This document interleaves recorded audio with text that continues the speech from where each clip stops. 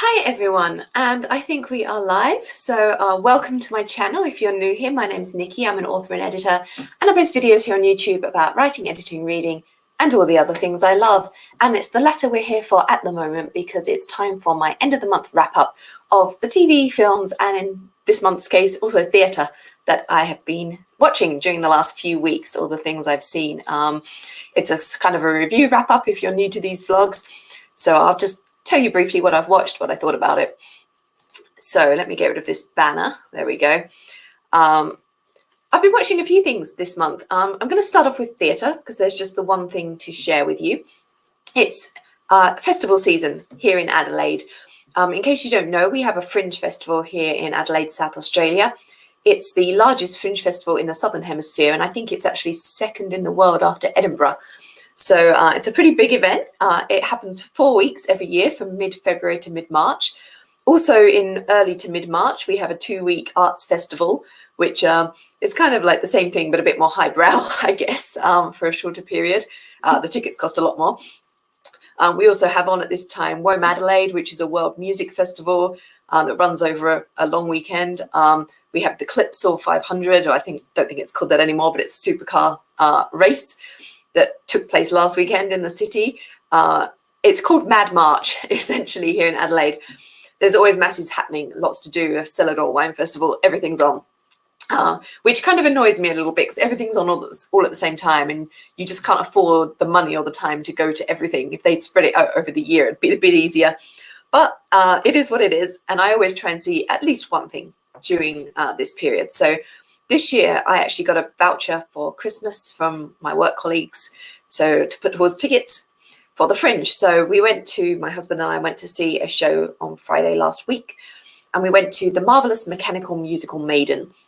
This was a show that's come from America. It's a one-woman show, and the basic premise is this woman was turned into a robot, and she tells us her story through various songs, mostly jazz classics, a couple of newer pieces. And she has a very inventive costume because she's meant to be a robot. She has an integrated system in her costume. The speakers are under her skirts, and she has these special buttons where when she presses them, the different bits of music will play. She explained how it all worked at the end of the show, and it was quite brilliant. So this was it was great fun. It goes for about 50 minutes. I enjoyed her performance. She had a good voice. She came across well. She kind of adapted to the audience a little bit. And it was a very intimate space. There were only about 8 to 10 of us in there. The only thing that kind of put me off a bit was she was really pushing a message towards the end about the planet being in danger of all this crap that's going on, which, while not untrue, I like messages in my entertainment to be more subtle and for it to be left to me to interpret them and take what I want to from them. I don't really like to have a message pushed at me. But that was my only complaint. In all other respects, it was a really good show. And as I said, the costume and the way the production was put together, it was incredibly clever and great fun to learn about at the end as well. So moving on from theatre to DVDs, I bought Parasite on DVD.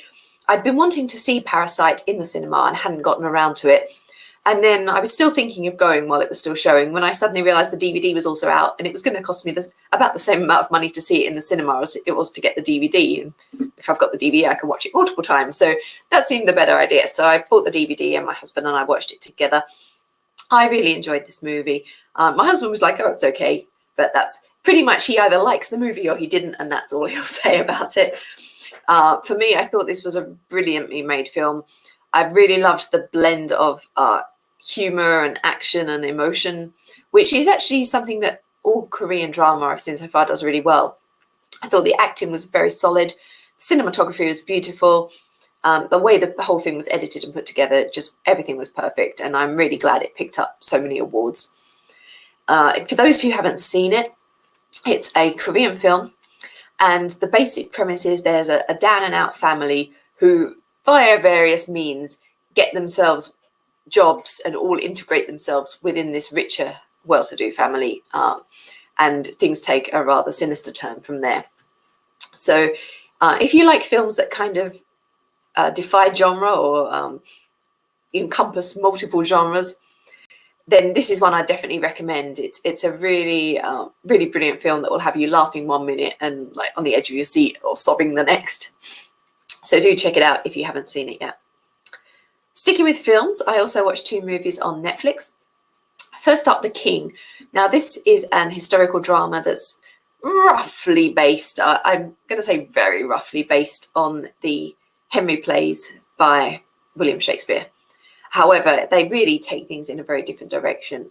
Timothy Chalamet as Hal Henry, the future Henry V, I thought he did a wonderful job. I really like him as an actor. He came across brilliantly. Everyone in this gave a pretty solid performance. It looked good. As I said, it is roughly based, and they do change quite a lot. I mean, in particular, Hal's relationship with Falstaff is very different, particularly in the latter half, the second half of the film, compared to how it is in the plays. Things going a very different direction there. But I liked it. I think don't go in expecting this to be Shakespeare. don't expect the Shakespeare's Henry IV, Henry V. It's the same characters, but they really are doing their own thing. But if you enjoy historical drama, then I definitely recommend it. It was a very interesting, very engaging watch. And second, I watched The Marriage Story. So this is the one starring Scarlett Johansson and Adam Driver. I liked this film overall, mainly for the performances. I mean, it's a film in which not a lot happens in some ways. My husband came in towards the end of it and he was like, well, what was that even supposed to be about? And I was like, well, it's about these people getting divorced. And he was like, yeah, but what's the story? I was like, it's about these people getting divorced, and that is the film. It's really a character study. And I mean, Adam Driver and Scarlett Johansson really shine through. They both give excellent performances. Don't expect this to be a fast-moving film with a lot happening. It really, as I said, is just a character study. It kind of divulges into a bit of a Sondheim karaoke session as well. So if you're a Sondheim theatre fan, you'll get to hear both the actors sing Sondheim songs during the show. But it's not something I'd rush to rewatch again and again. But I'm glad I saw it once, and I thought it was a solid piece of filmmaking.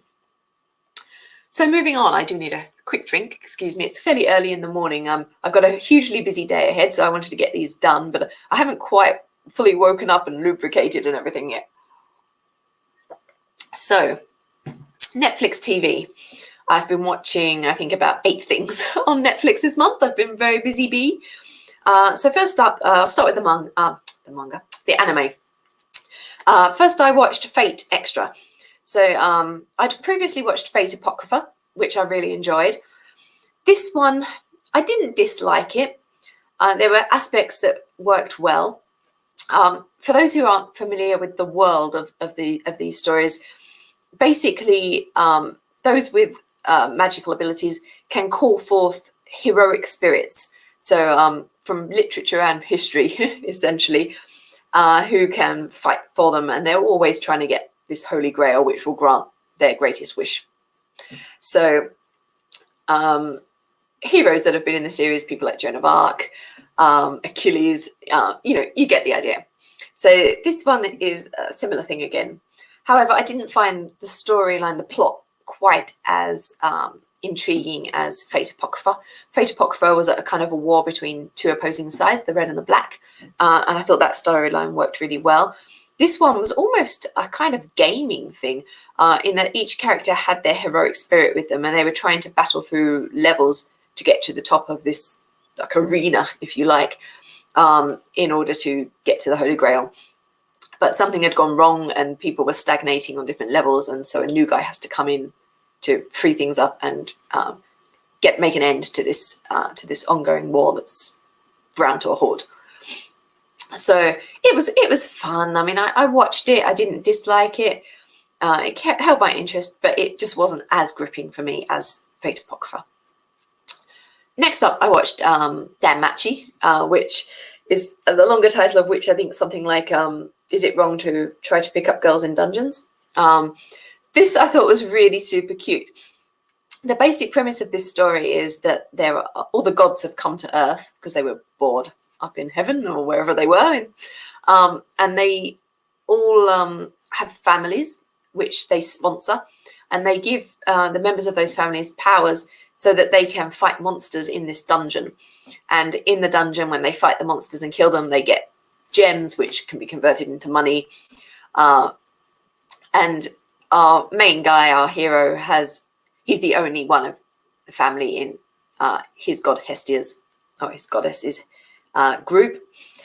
And all the women in the show are like absolutely madly in love with him, but he's completely oblivious, including the goddess. And he's just got his sights set on this one apparently unattainable female warrior. It was fun. It was super cute. There's lots of action, plenty of adventure going on. And I found it quite a gripping, engaging story. So this is definitely one I would recommend if you enjoy those sort of action adventure type animes. And finally, I watched Sword Guy. And this one is, the basic premise is that swords over time, through use and getting blood on them, can acquire these kind of evil spirits / demons. And these demons can then possess the person that's using the sword. And extended use will turn them into a basoma, which is a point where the human is absorbed basically into the demon and the demon takes control. And there's a group that are fighting against the basoma, and they use people in the early stages of sword possession to do this. And in order to keep them alive for longer without turning into basomas, they put them in sort of a cryo sleep when they're not needed for a mission. I loved the premise. I thought the idea was really good, which is what drew me to watch this. However, I found the whole thing a little bit dull overall, particularly the first part. It did pick up a bit for me in the second part, but the first part, I mean, I was sitting doing crochet and various things while watching it, and I never felt that I was desperately upset I wasn't glued to the screen. You know, I was keeping up with it, but it's not one I'd rush to rewatch. I'll put it that way. I think if you're into those kind of demon fighting kind of shows, it almost looks a little bit mecha in some ways, because when they turn into basomas, they have a sort of robot mecha feel about them. If that's your sort of thing, then you might want to check it out. But for me, it wasn't one of my top animes. It was watchable, but I wasn't a huge fan of it. So moving on to live action dramas. I'm going to start with The Ghost Bride, which is a 6-part Malaysian Netflix series. I watched this because the premise really appealed to me. This woman who's given in marriage to a guy who's just died, and there's a bit of a supernatural twist to it all. It took me quite a while to get into this. I think partly it's because if I have a problem with a Netflix series, 99% of the time that problem is pacing. And that was definitely the case for this one. The first 2 episodes were really slow. And I was like, please, something more interesting happen. And it's a 6-part series, and it really didn't get going for me until the end of episode 3, beginning of episode 4, at which point things started to get exciting and interesting, and I was engaged for those last 3 episodes. But it was a really slow start. They could have done this in 4, maybe 5 episodes instead of 6, and I think it would have worked a hell of a lot better. It also took me a while just to get my ear into the flow of the Chinese as well. I've been watching a huge amount of Korean and Japanese shows lately, and those 2 languages both have a kind of flow, a fairly natural flow, or a flow that feels natural to my ears, if you like. Sorry, that's my phone pinging. But for some reason, Chinese to me, it feels a little bit more jarring to my ears, and it kind of, I got into it later on, but at first the Mandarin was kind of stopping me a bit as well. But it did get going. It's a supernatural theme, as I've said. So there are ghosts. There's a kind of ghost afterlife world, and there are angels who are meant to police things to make sure that angelic guards, if you like, to make sure that the spirits are moving on to where they should be and are not hanging around where they shouldn't be. There's a bit of a romance involved, and as I said, it did get good in the second half. So if that sounds like your sort of thing and you want to give it a try, I do recommend sticking with it. You really need to stick with it to the halfway point, because it is a very, very slow beginning, but it does pick up. And as I said, the latter half was really great. I believe there's going to be a second series. So I'm kind of in 2 minds. I think I would give it a go, but I'd have to be prepared for that pacing issue again, I think. Next up, sticking with Netflix series, but this time going to Norway for Ragnarok. Again, I felt pacing was a problem here. I liked the idea. It's kind of like the powers of the gods could be invested in people in the modern time, because the Jotnar, the giants are kind of taking over. There's a bit of a message story in this one, because the giants are polluting the planet. They're polluting this little town and causing sickness and destruction. And a young guy who comes back to town with his mother, they left when he was a child, develops Thor-like powers in order to fight them. Again, it's very, very slow beginning, and I kind of got a little bit upset that I really loved one of the characters who appeared early, and then she was suddenly gone out of it by episode 2. But it does pick up again. There's a bit more action as we go forward. I did like the characters. I liked the idea. And overall, it did come together. But once again, I think 4 to 5 episodes, they could have really tightened things up and got that pace going a little bit better. Next up, I watched season 1 of Kingdom. This is a Korean horror story, essentially. Season 2 is coming mid-March, in a few weeks' time. It's basically zombies in, 1500s Korea, Joseon era Korea. And this one I really enjoyed. Again, the first couple of episodes, a little bit slow. Not as bad as The Ghost Bride, but still pacing was a little slow at first. But once things get moving with the zombies and the action, it really picks up. We have a prince who wishes to save his people. We have a young woman who's a nurse who knows a bit more about the sickness and how it started and is trying to combat it. Plus the guy whose backstory seems a bit shady, but he's currently trying to help. So there's a lot of archetypal characters. There's zombie action. I'm not a big horror fan, but I did enjoy this, and I will definitely be watching season 2. So if you are a horror fan, you'll probably find some things liking it. If you're not a big horror fan, but you don't mind historical action with a bit of horror, supernatural horror thrown in, then you might also enjoy this one. Staying with Korea, Korean drama, this time sci-fi. I watched Are You Human? This one I loved. It's in my top 3 Korean dramas so far, of the 10 or so I've watched. And it's basically an AI love story. A woman is separated from her son by his scheming grandfather, and she happens to be a robotics AI expert. So she builds herself a replica of her son. And over the years, she manages to get photos of her son surreptitiously. And she keeps improving the robot and building him until he becomes an adult and looks exactly like the original. When the original guy is incapacitated in an accident, she decides that she needs to maintain his position in the family company. So she sends in the robot version of her son to do that. There's a bit of a love interest along the way, and it's basically him trying to integrate into human society and make people believe that he is the real human Namshin. This was such fun. As with most of the Korean shows I've enjoyed so far, it's a really brilliant blend of humor and gags, action, and also emotion. Like, you can be crying in one episode and giggling out loud 10 minutes later. And I really love that. This was brilliantly acted. It looked great. It was super cute, especially the romance element. And I've actually ordered the DVD. It's on its way in the mail to me now from America, because I loved it so much. And finally, another one that I have ordered on DVD that's on the way, this time from Malaysia, is The Scholar Who Walks the Night, which is also in my top 3. So we've got these 2 plus Black, which I talked about last month, are my top 3 Korean shows so far.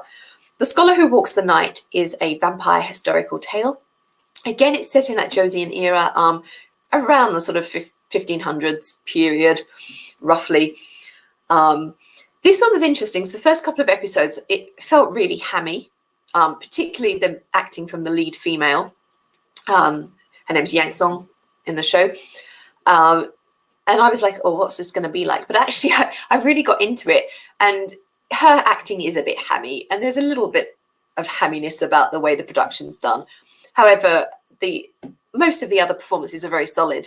And I got into this really quickly, and I kind of got over the fact it was a bit hammy, and I kind of loved that about it. And it kind of suited the vampire, like, historical story as well. It was a little bit flamboyant and over the top.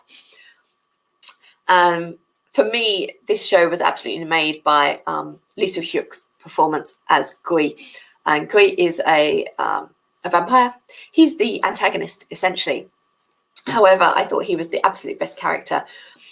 Kim Son-yul, who is the titular scholar who walks the night, was turned into a vampire against his will, essentially, but during a previous fight against Kui 120 years ago.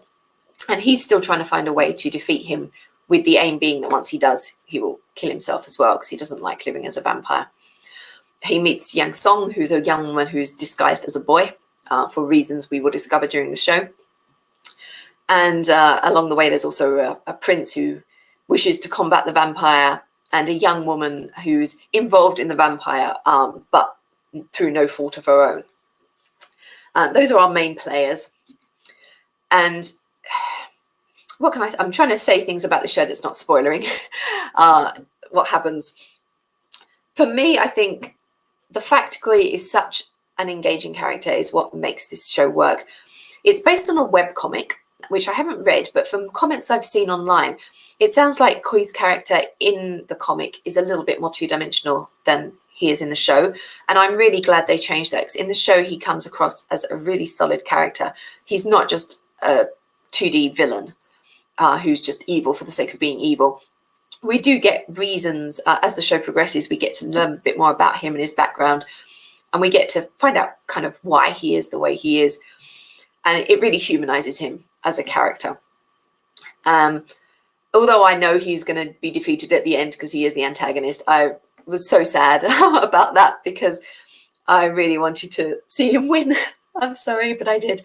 So this is look, it's a fun show. The trick with this one is not to take it too seriously. Allow it to be a little bit hammy here and there, but it is really brilliant fun. And as I said, I loved it so much I bought it on DVD because I want to be able to watch it again and again. I loved it. Do check it out if you love vampires.